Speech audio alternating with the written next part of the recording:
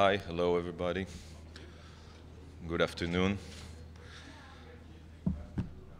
So, first I have to tell you that this time I'm truly shocked. And why? Because there is absolutely no reason that this emergency session today should be held. None. To hold a Security Council session on a non-event is truly absurd. Look, Israel's Minister of National Security's visit to the Temple Mount lasted 13 minutes in a peaceful and orderly fashion without causing any destruction. This visit was not an incursion into Al-Aqsa or any other fabrication that the Palestinians branded his visit as. Minister Ben-Gvir's visit was in line with the status quo, and whoever claims otherwise is only inflaming the situation. Jews are allowed to visit the Temple Mount. Every Jew is allowed to visit the Temple Mount, including the minister tasked with the security and safety of the Temple Mount. I know this myself because as Minister of Public Security, I too visited the compound.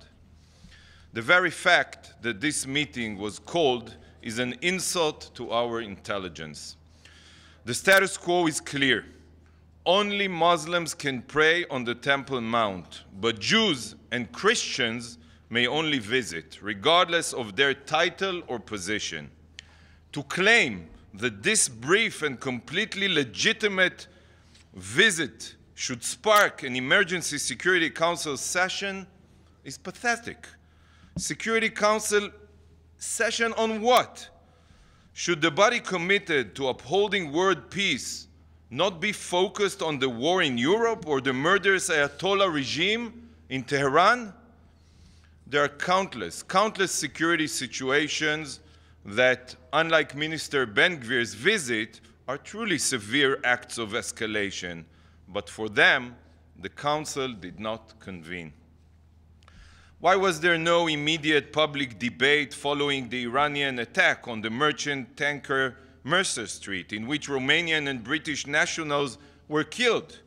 Or after a Palestinian terrorist murdered 3 Israelis in Tel Aviv just last April, an attack which was glorified by the Palestinian leadership? Or when Israel exposed recently proof of Hamas rockets launch pads next to schools in Gaza? Or only last month, after UNRWA itself reported that a Hamas terror tunnel was discovered underneath a school? Why do such acts that can truly escalate the security situation in the Middle East not warrant this Council's immediate attention, while a Jew's peaceful visit to Temple Mount does? Nevertheless, I will use this emergency session as an opportunity to share the truth and facts regarding the Temple Mount and the status quo with the member of the Council. Many do not know the facts and the history of the Temple Mount, and I'm not surprised. After all, for years now, the Palestinians have orchestrated and advanced a poisonous campaign to obliterate any trace or connection between the Jewish people and the Temple Mount. They exploit every means, both in words and actions, to promote these lies. Here at the UN, they advance libelous resolutions, just like the one that was adopted in the General Assembly last week, deliberately erasing the Jewish name of the compound by referring to it only by its Muslim name, Haram el-Sharif. And tragically, many member states submit to these lies, despite the indisputable proof and archaeological evidence proving the Temple Mount's true history. Sadly, the Security Council, with today's session, is advancing this same narrative of lies by giving it legitimacy. But let me be clear. In accordance with the status quo, Jews are permitted to visit the holiest site in Judaism. It is the right of every Jew. Israel has not harmed the status quo and has no plans to do so. The only side that is changing the status quo is the Palestinian Authority. Why? Because by turning the site into a battleground, storing weapons, spreading incitement, and promoting violence through false claims that Al-Aqsa is in danger, the Palestinian Authority is making it clear that not only is Jewish prayer intolerable on the Temple Mount, but so is any Jewish presence. This is what changing the status quo looks like, and this is pure anti-Semitism.